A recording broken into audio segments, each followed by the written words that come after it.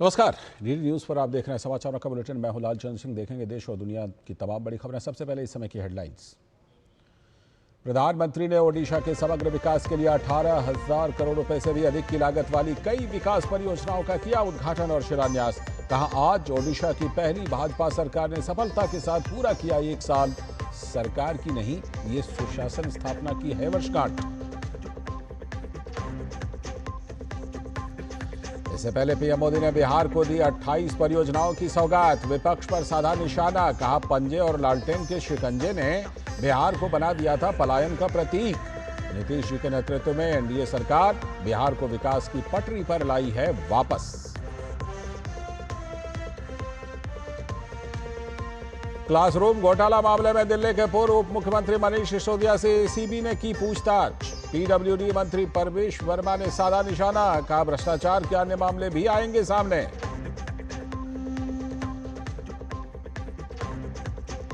केंद्रीय गृह मंत्री अमित शाह आदि चुनचन गिरी विश्वविद्यालय के बेंगलुरु परिसर के उद्घाटन समारोह में हुए शामिल। कहा, पीएम मोदी के नेतृत्व में पहली बार आम लोगों के लिए स्वास्थ्य सेवा हुआ सुलभ। देश में 60 करोड़ लोगों को 5 लाख रुपए तक मुहैया कराया जा रहा है निःशुल्क इलाज।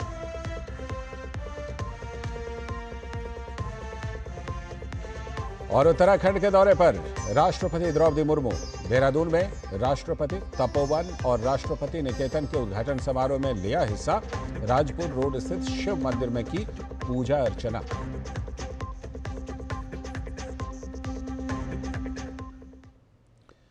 हेडलाइंस के बाद अब खबरें विस्तार से। प्रधानमंत्री नरेंद्र मोदी ने बिहार के सिवान से 5,900 करोड़ रुपए से भी ज्यादा की विकास परियोजनाओं का उद्घाटन और शिलान्यास किया। रेल, ऊर्जा और जल संरक्षण से जुड़ी इन योजनाओं के जरिए राज्य को विकास की नई रफ्तार देने की कोशिश है। पीएम मोदी ने कहा कि बिहार को आगे बढ़ाने के लिए जंगल राज की राजनीति से दूरी जरूरी है। गरीबी हटाने को लेकर उन्होंने बताया कि बीते 10 सालों में रिकॉर्ड 25 करोड़ लोगों ने गरीबी से बाहर निकलने में सफलता पाई है, जिसे वर्ल्ड बैंक ने भी सराहा है। साथ ही हाल ही में हुई विदेश यात्रा का भी जिक्र करते हुए पीएम ने कहा कि दुनिया भारत की तेजी से हो रही तरक्की से प्रभावित है और बिहार की इसमें बड़ी भूमिका होगी। बिहार में बन रहा आधुनिक इंफ्रास्ट्रक्चर बहुत काम आएगा। आज बिहार में रोड, रेल, हवाई यात्रा और जलमार्ग, हर प्रकार के इंफ्रास्ट्रक्चर का पर अभूतपूर्व निवेश हो रहा। एनडीए कैसा बिहार बना रही है, इसका उदाहरण मढ़ौरा रेल फैक्ट्री है, गरीबों के लिए आवास है। अभी जिन परिवारों को मुझे आवास की चाबी देने का मौका मिला, वो इतने आशीर्वाद दे रहे थे, उनके चेहरे पर इतना संतोष था, भाव विभोर थे। जंगल राज वालों ने तो बिहार का विकास इंजन ही ठप कर दिया। अब बिहार में बना इंजन अफ्रीका की रेल चलाएगा। अफ्रीका की रेल को बिहार का इंजन तो खींचेगा ही, साथ ही विकास की पटरी पर दौड़ रही ट्रेन को ग्रीन सिग्नल मिलता रहे, इसके लिए प्रधानमंत्री नरेंद्र मोदी खुद सारे बंदोबस्त कर रहे हैं। उन्होंने देश के प्रथम राष्ट्रपति राजेंद्र प्रसाद की धरती से 5,900 करोड़ रुपए से अधिक की कई विकास परियोजनाओं की आधारशिला रखने के साथ ही उद्घाटन किया, जिसमें रेल नेटवर्क, जल संरक्षण से लेकर ऊर्जा से जुड़े विकास के काम शामिल हैं। प्रधानमंत्री नरेंद्र मोदी ने कहा कि बिहार की प्रगति के लिए विकास की गति को लगातार बनाए रखना होगा और पुराने समय में शासन में रहे लोगों को दूर रखना होगा। यहाँ के हमारे नौजवानों ने तो 20 साल पहले के बिहार की बदहाली सिर्फ किस्सों और कथाओं में ही सुनी है। उन्हें बहुत अंदाजा नहीं है कि जंगल राज वालों ने बिहार की क्या हालत बना दी थी। जिस बिहार ने सदियों तक भारत की प्रगति को नेतृत्व दिया, उसको पंजे और लालटेन के शिकंजे ने पलायन का प्रतीक बना दिया था। पंजे और लालटेन वालों ने मिलकर बिहार के स्वाभिमान को बहुत ठेस पहुंचाई। इन लोगों ने ऐसी लूट खसोट मचाई कि गरीबी बिहार का दुर्भाग्य बन गई। प्रधानमंत्री नरेंद्र मोदी ने कहा कि गरीबी हटाओ के नारे हमारे देश ने बहुत सुने हैं, लेकिन एनडीए सरकार ने दिखाया है कि गरीबी कम भी हो सकती है। उन्होंने बताया कि बीते एक दशक में रिकॉर्ड 25 करोड़ भारतीयों ने गरीबी को पराजित किया है। वर्ल्ड बैंक जैसी दुनिया की जानी मानी संस्थाएं भारत की इस बड़ी उपलब्धि की प्रशंसा कर रही हैं। आजादी के इतने दशकों तक भी इतने लोग गरीब थे, नारे गूंजते रहे, गरीबी बढ़ती रही। और ये इसलिए नहीं हुआ कि बिहार के लोगों की मेहनत में कोई कमी थी, देशवासियों की मेहनत में कोई कमी थी, बल्कि इसलिए क्योंकि इनके सामने आगे बढ़ने का कोई रास्ता नहीं था। लंबे समय तक कांग्रेस के लाइसेंस राज ने देश को गरीब रखा और गरीब को अति गरीबी में धकेल दिया। पीएम मोदी ने अपने संबोधन में अभी हाल ही में संपन्न 3 देशों की विदेश यात्रा का जिक्र किया। उन्होंने कहा कि इस दौर में उनकी दुनिया के बड़े बड़े समृद्ध देशों के नेताओं से बात हुई। सारे नेता भारत की तेज प्रगति से बहुत प्रभावित हैं। उन्होंने बताया कि वो भारत को दुनिया की तीसरी बड़ी आर्थिक महाशक्ति बनते देख रहे हैं और इसमें बिहार की निश्चित तौर पर बहुत बड़ी भूमिका होने वाली है। ब्यूरो इनपुट्स के साथ धीरज कुमार की रिपोर्ट, डीडी न्यूज।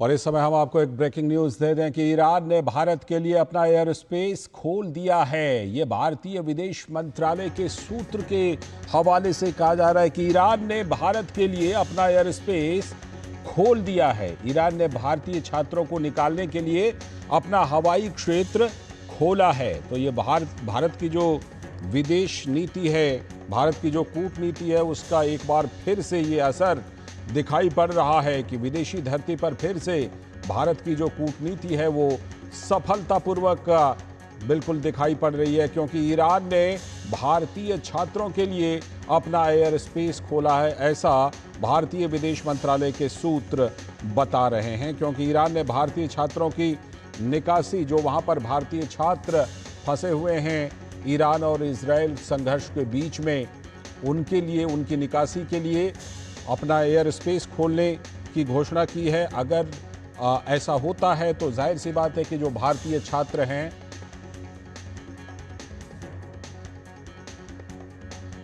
भारतीय छात्रों के लिए ये आसानी होगी, क्योंकि अभी तक भारतीय छात्रों को सड़क मार्ग से निकाला जाता था और अगर हवाई क्षेत्र खोला जाता है तो इससे जाहिर सी बात है कि सुविधा होगी। हमारे साथ अखिलेश शुमर, हमारे संवाददाता, जुड़ चुके हैं इस खबर पर और ज्यादा जानकारी के साथ। अखिलेश, जिस तरह से कि कोशिशें तो हो रही थी कि वहां पर फंसे हुए भारतीयों को निकाला जाए और निकाला भी जा रहा था, लेकिन अब जब हवाई क्षेत्र ईरान की तरफ से खोला जाएगा तो ये काम और आसान हो जाएगा और ये एक बार फिर से भारतीय विदेश नीति का असर, भारतीय विदेश नीति की सफलता।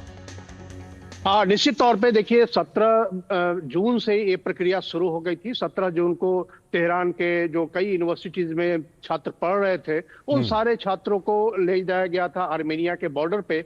और इसके पहले ईरान सरकार ने इस बात की घोषणा की थी कि लैंड बॉर्डर से अगर कोई निकलना चाहे तो लैंड बॉर्डर से वो निकल सकता है। तो भारत ने इसका फायदा उठाकर लैंड बॉर्डर से लेकर वो आर्मेनिया गए थे। आर्मेनिया को भी विदेश मंत्री एस जयशंकर ने बात की थी आर्मेनियाई विदेश मंत्री से, और उन्हें कहा गया था कि जो वीजा का रेस्ट्रिक्शन है वो वीजा के रेस्ट्रिक्शन को इवैक्यूएशन के लिए खत्म करे। और जब आर्मेनिया ने इस बात को मान लिया, उसके बाद आर्मेनिया से हमारा हवाई जहाज आया और अब छात्रों को लेकर पहुंचे थे। अब देखिए, विदेश मंत्रालय लगातार इस बात की कोशिश कर रहा था, क्योंकि इस तरीके से सड़क मार्ग से पहले आर्मेनिया बॉर्डर पर ले जाना और वहां से फिर वापस भारत ले आना बहुत ही कठिन प्रक्रिया थी। और खास करके जब युद्ध की स्थिति हो तो उसमें किस तरीके से कैसे, बहुत खतरनाक ये पूरा मामला था, रास्ता खतरनाक था। तो ऐसे में विदेश मंत्रालय की लगातार ये कोशिश थी। तो ईरान सरकार ने आज ये बताया है, और ईरान सरकार के हवाले से विदेश मंत्रालय के सूत्रों ने मुझे बताया, विश्वस्त सूत्रों ने, कि ईरान ने एयर स्पेस हमारा खोलने की इजाजत दे दी है। तो हमारे लिए वो एक एक्सेप्शन करेंगे कि एयर स्पेस हमारा खोलेंगे। अब किस समय ये खुलेगा, ये निश्चित तौर पे भारतीय जो राजनयिक हो इजराइल सरकार से भी बात करेंगे, और इजराइल सरकार से भी तकरीबन बात हो चुकी है कि जिस समय हमारा ईरान से हमारा वायुयान हमारे छात्रों को लेकर निकलेगा, उस समय इजराइल की तरफ से कोई हमले वाली कार्रवाई नहीं हो, ताकि हमारा विमान जो है सुरक्षित भारत आ जाए। तो निश्चित तौर पे एक बहुत बड़ी सफलता है भारत के लिए राजनयिक तौर पे, क्योंकि देखिए हम जानते हैं कि ईरान से भी हमारे संबंध काफी अच्छे हैं और इजराइल से भी हमारे संबंध काफी अच्छे हैं।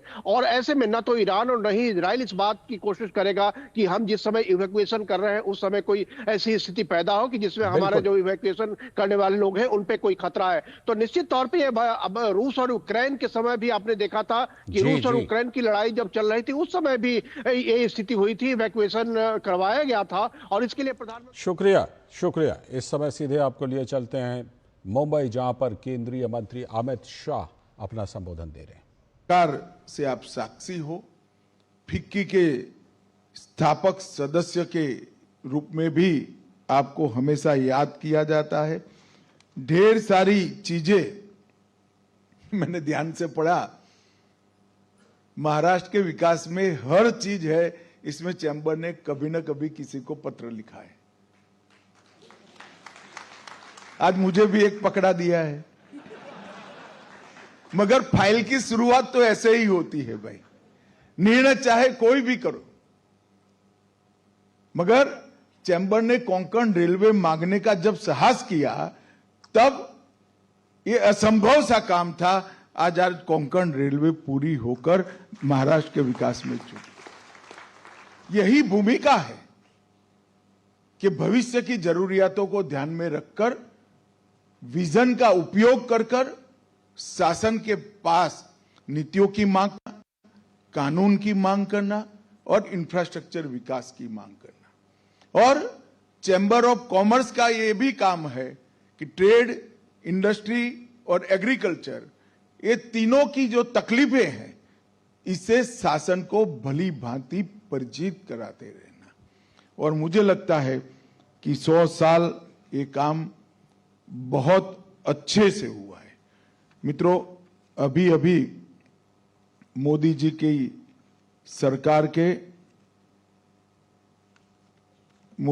सरकार के 11 साल पूरे हुए हैं, और इस 11 साल में ढेर सारी चीजें बदल गई हैं। देश में आमूलचूर परिवर्तन आया है। हम जब मोदी जी की सरकार बनी तब दुनिया के अर्थतंत्रों की तालिका में 11वें नंबर पर थे। आज हम 4थे नंबर पर है, और मैं आपको विश्वास दिलाता हूं 2027 के पहले, 27 के वित्तीय वर्ष के पहले हम 3रे नंबर की अर्थव्यवस्था भी बने। हर क्षेत्र में बहुत बड़ा परिवर्तन लाने का काम प्रधानमंत्री नरेंद्र मोदी जी की सरकार ने किया है। मैं आज यहां पर आया हूं तब विशेष बात आपको महाराष्ट्र की ही करूंगा। ढेर सारी उपलब्धियां, डिजिटल लेन देन से लेकर, स्टार्टअप से लेकर, एविएशन के एयरपोर्ट बढ़ाने से लेकर 25 प्रकार के गिनते गिनते थक जाएंगे। और अगर ये मैं बोलने जाऊंगा तो कोई 25-30 मिनट में मेरी बात समाप्त नहीं होगी। 7 दिन की भागवत सप्ताह बिठानी पड़ेगी मगर मेरी बात समाप्त होगी। मगर अब मैं आज महाराष्ट्र की बात करने आया हूं। महाराष्ट्र के अंदर अपार संभावनाएं देश की आजादी के वक्त से ही पड़ी थी और एक प्रकार से महाराष्ट्र देश के औद्योगिक विकास का पर्याय बना, परिचायक बना और सालों से महाराष्ट्र औद्योगिक विकास में देश का नेतृत्व करता है और ये हमारी मुंबई नगरी को इसीलिए देश की आर्थिक राजधानी का गौरव भी मिला। स्टॉक मार्केट इनके मुख्यालय यहां, रिजर्व बैंक ऑफ इंडिया के मुख्यालय यहां, सेबी का मुख्यालय यहां, सारी चीजें यहां इसलिए आई है क्योंकि ये हमारी आर्थिक राजधानी है और महाराष्ट्र ने भी देश के विकास में अपना योगदान करने में कोई कसर नहीं छोड़ी। बीच में एक थोड़ा कालखंड आ गया, मैं कोई पॉलिटिकल बात करना नहीं चाहता, मगर देवेंद्र जी और एकनाथ जी दोनों बैठे हैं। देवेंद्र जी का पहला कार्यकाल, एकनाथ जी और देवेंद्र जी का संयुक्त कार्यकाल और देवेंद्र जी का ये लगभग समाप्त होने वाला 1 साल, ये मिलाते हैं तो महाराष्ट्र को एक नए सिरे से, नई ऊर्जा के साथ, नए दृष्टिकोण के साथ, दूरदर्शिता के साथ डेवलप करने का काम किया। आज देश की सबसे बड़ी इकोनॉमी महाराष्ट्र की है। सबसे अधिक एफडीआई महाराष्ट्र में आता है और इनफ्लो में 39% हिस्सा महाराष्ट्र का है। सबसे ज्यादा विदेशी पर्यटक महाराष्ट्र में आते हैं।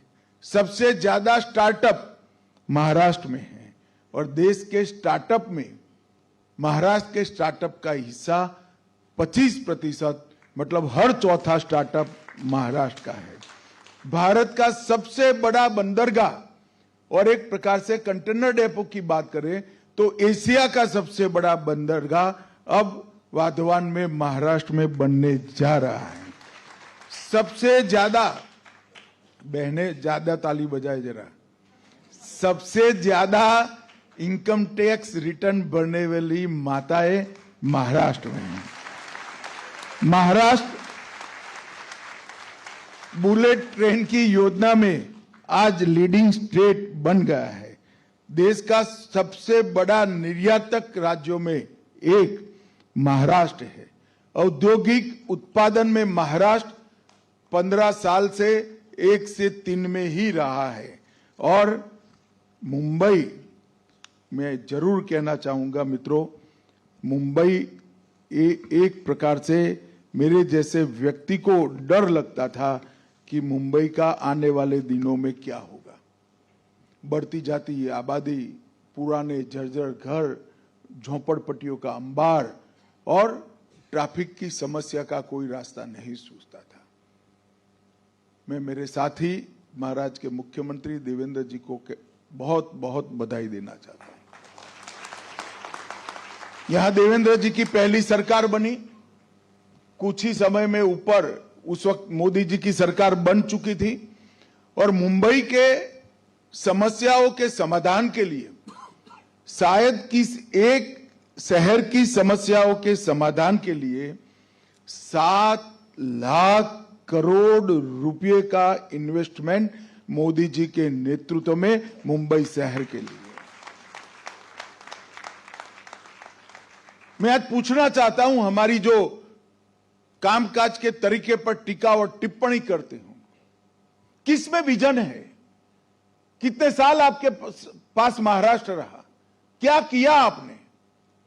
महाराष्ट्र छोड़िए, मुंबई की समस्या के लिए क्या किया? भाइयों बहनों, लगभग 337 किलोमीटर की 1.5 लाख करोड़ की मेट्रो सिर्फ मुंबई में आज बनने की शुरुआत हुई। Atal Setu 17,000 crore, coastal road 13,000 crore, Bandra Versova sea link 11,000 crore, Versova Virar sea link 55,000 crore, Virar Alibag multi modal corridor 60,000 crore, Sewri Worli elevated corridor 1294 crore, Thane coastal road 2535 crore, Sanjay Gandhi national park tunnel 16,000 crore, Urja Marg 3,000 crore, nano परियोजना, मुंबई इंटरनेशनल एयरपोर्ट नया जो बन रहा है 19,646 crore, western dedicated freight corridor 3,780 crore, Mumbai Ahmedabad high speed rail 1,08,000 crore, Vadhavan port 80,000 crore और पुनः विकास की योजनाएं 23,000 करोड़। मैं जो लोग सवाल उठाते हैं उनको पूछना चाहता हूं, पूछते हैं ना डबल इंजन की सरकार ने क्या किया क्या किया क्या किया, मैं उनको भी पूछना चाहता हूं, आपकी भी डबल इंजन की सरकार यहां रही 10 साल तक। ऊपर सोनिया मनमोहन की सरकार थी, शरद पवार जी इसमें मंत्री थे, और यहां पर भी यूपीए की सरकार थी। अगर आप सब ये सब कर कर जाते थे तो देवेंद्र के करने के लिए कुछ ही न बचता, मगर आप मुंबई को भाग्य के भरोसे छोड़ दिए थे। बीच में एक थोड़ा व्यवधान आया 1-1.5 साल का, फिर एकनाथ जी मुख्यमंत्री बने तो भी डबल इंजन की सरकार रही, और फिर देवेंद्र जी फिर से मुख्यमंत्री बने, एकनाथ जी भी साथ में है, फिर से डबल इंजन की सरकार बनी। ये डबल इंजन सरकारों ने मोदी जी के नेतृत्व में, देवेंद्र जी और एकनाथ जी के नेतृत्व में 7 लाख करोड़ से ज्यादा अधिक इन्वेस्टमेंट कर कर एक प्रकार से मुंबई को बचाने का काम किया। हम जब अटल सेतु पर से जाते हैं, मालूम नहीं है 17,000 करोड़ रुपया इस पर इन्वेस्ट हुआ है। कोस्टल रोड पे जाएंगे 13,000 करोड़ लग गया है। बांद्रा वर्सोवा सीलिंग 11,000 करोड़ रुपया लगा है, और ये दूरदर्शिता के साथ सोचा गया है कि ये नहीं करेंगे तो क्या होगा। अब झोपड़पट्टी उन्मूलन की बात चल रही है, उसमें भी आरोप प्रत्यारोप, गाली गलौज। मैं उन सभी को पूछना चाहता हूं कि आपने आपके 10 साल में क्या किया। और मित्रों, इसी तरह से महाराष्ट्र के लिए मोदी जी की सरकार ने ढेर सारा काम किया। 11 वंदे भारत ट्रेनें शुरू हुई, 128 रेलवे स्टेशनों को नया बनाया गया, मुंबई महानगर क्षेत्र पूरा, पुणे और नागपुर, इसमें मेट्रो नेटवर्क का विकास किया। शिरडी और सिंधुदुर्ग में नए हवाई अड्डे बनाए। मुंबई कोस्टल रोड आगे में बचा ही चुका हूं, वाधवान बंदरगाह बता, बैन गंगा नल गंगा इंटरलिंक परियोजना भी शुरू की, और इसको 85,000 करोड़ से आने वाले दिनों में 10 साल में पूरा किया जाएगा। 2200 करोड़ रुपया खड़कवासला बांध से फुरसुंगी तक 34 किलोमीटर लंबी सुरंग बनाने का प्रस्ताव। पुणे कोल्हापुर हवाई अड्डों पर नए टर्मिनलों का भवन। 200 करोड़ से पालघर बहुउद्देशीय बंदरगाह। 13,000 करोड़ के निवेश से टाटा पावर के साथ 2800 मेगावाट का बिजली का कारखाना। लॉजिस्टिक पार्क 673 करोड़ की लागत से। विदर्भ के सूखाग्रस्त क्षेत्र के लिए 11,000 करोड़ की परियोजनाएं। 11 औद्योगिक कॉरिडोर जो करे, इसमें से भारत सरकार ने 3 महाराष्ट्र को दिए। मोदी सरकार ने दीघी पोर्ट औद्योगिक क्षेत्र को भी मंजूरी दी। 60,000 करोड़ से समृद्धि महामार्ग बनाया, और 12 टेक्सटाइल पार्क में से 7 महाराष्ट्र को दिए। देश में कुल 12 टेक्सटाइल पार्क बने, उसमें से 7 महाराष्ट्र को दिए। वर्धा, हिंगोली, लातूर, ठाणे, पुणे, सांगली और कोल्हापुर। मित्रों, मैं जब राजनीति की शुरुआत की थी, तब महाराष्ट्र के अंदर किसानों की आत्महत्या को देश भर में इसकी चर्चा होती है क्या, क्यों महाराष्ट्र में इतने किसान। कई कमीशन बने, कई रिपोर्ट हुई, कई सरकारें आई और गई, पहली महायुति की सरकार आई, हमने जलयुक्त शिवार बनाए, और अब दूसरी बीच में जी की सरकार आई, और अब तीसरी सरकार आई। हमने विदर्भ और मराठावाड़ के लिए जो चंद्रगुप्त मौर्य के समय से सूखाग्रस्त क्षेत्र है, इसको कभी सूखा न पड़े ऐसे क्षेत्रों में परिवर्तित करने के लिए हमने इन्वेस्टमेंट करने की योजना बनाई है मित्रों। तब जाकर किसानों की आत्महत्या समाप्त होती है। न एग्रीकल्चर पानी के बगैर चल सकता है, न इंडस्ट्री पानी के बगैर चल सकती है, और एग्रीकल्चर और इंडस्ट्री नहीं चलती तो ट्रेड का सवाल ही पैदा नहीं होता है। मगर हम जब काम करते हैं तब ये सारी चीजों पर हमारा ध्यान नहीं होता है। ये तभी होता है जब समस्या के मूल में जाकर कोई चिंता करने वाला व्यक्ति होता है। देश भर में इस प्रकार से मैं देश के सभी राज्यों के लिए इस प्रकार का भाषण कर सकता हूं, तभी तो जाकर पूरा देश का इकोनॉमी 11 नंबर से चौथे नंबर पर आया है। देश भर में सिमेट्रिक विकास हुआ है। 1,51,000 करोड़ रुपया 2014 के बजट में इंफ्रास्ट्रक्चर के खर्च के लिए था, और आज वो बढ़कर 10,95,000 करोड़ हर साल किया। 8 लाख करोड़ का इंफ्रास्ट्रक्चर के खर्चे में वृद्धि, इसके सबसे बड़ा अगर फायदा है तो मेरे सामने बैठे हुए चैम्बर के और इंडस्ट्री के लोगों को है। क्योंकि देश में एयरपोर्ट की संख्या बढ़े, बंदरगाह बढ़े, रेलवे बढ़े, माल ढोने के लिए रेलवे की नई लाइनें बिछाई जाए, इसका मैक्सिमम फायदा अगर किसी को होता है तो चैम्बर को होता है, इंडस्ट्री को होता है, chamber of industry, commerce and agriculture को होते हैं। आपके तीनों कंपोनेंट इसके लाभान्वित होने वाले एक काम है। और एक साथ पूरे मोदी जी के प्रधानमंत्री बनने के पहले जितनी ग्रिड थी, इससे 100% से ज्यादा, मतलब 107% ग्रिड नई लगाने का काम ये 10 साल में हुआ है। बिजली की ग्रिड की मैं बात कर रहा हूं। कई प्रकार के काम नरेंद्र मोदी जी ने किए हैं, और हमेशा ये उठाते रहते हैं कि हमारी ग्रांट कम कर दी। मैं इंफ्रास्ट्रक्चर का ये आंकड़ा बोला हूं, इसको छूइए ही मत। इसके अलावे डिवोल्यूशन की ग्रांट होती है, डिवोल्यूशन और ग्रांट इन एड जो भारत सरकार देती है। ये कहते हैं कि हमें अन्याय हुआ, अन्याय हुआ। मैं उनको कहने आया हूं कि जब आपकी 10 साल सरकार चली, 4 से 14, आपने महाराष्ट्र को 1,91,000 करोड़ रुपया दिया था। जरा जोर से बोलना भाई, कितना? और नरेंद्र मोदी जी ने 14 से 24 में 1,91,000 को बढ़ाकर 7,82,000 करोड़ रुपया देने का। इसके अलावा भरपूर मात्रा में इंफ्रास्ट्रक्चर की ग्रांट, इरिगेशन के लिए ग्रांट और इन्वेस्टमेंट को आने का एक लाल जाजम बिछाकर रास्ता कर देना, ये सब अगर कोई कहता है कि क्या किया है तो मैं उनको बड़ी विनम्रता से कहना चाहता हूं, ये सब हमारी डबल इंजन सरकारों में हुआ है और हम नहीं किया। और ये रास्ता मोदी जी ने निश्चित किया। प्रधानमंत्री बनने के बाद आज 11 साल हो गए। 11 साल में संचालिका बहन जी कहती थी हमारे पासपोर्ट का वैल्यू बढ़ गया है।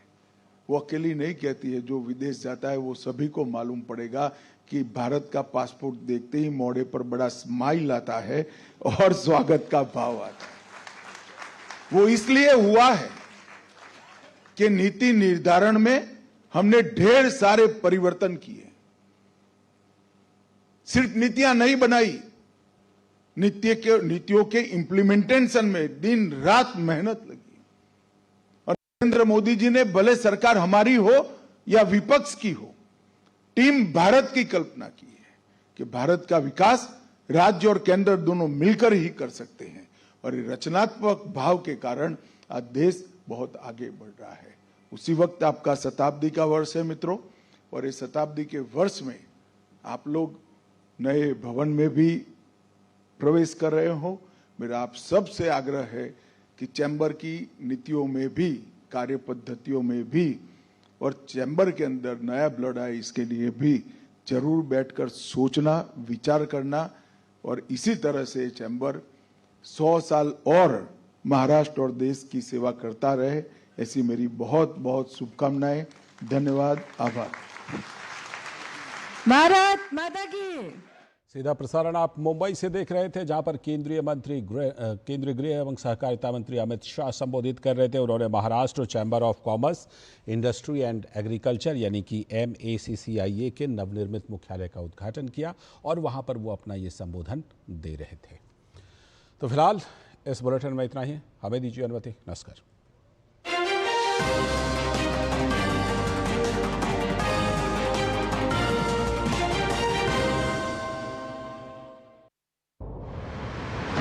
जब देश पूछता है, जवाब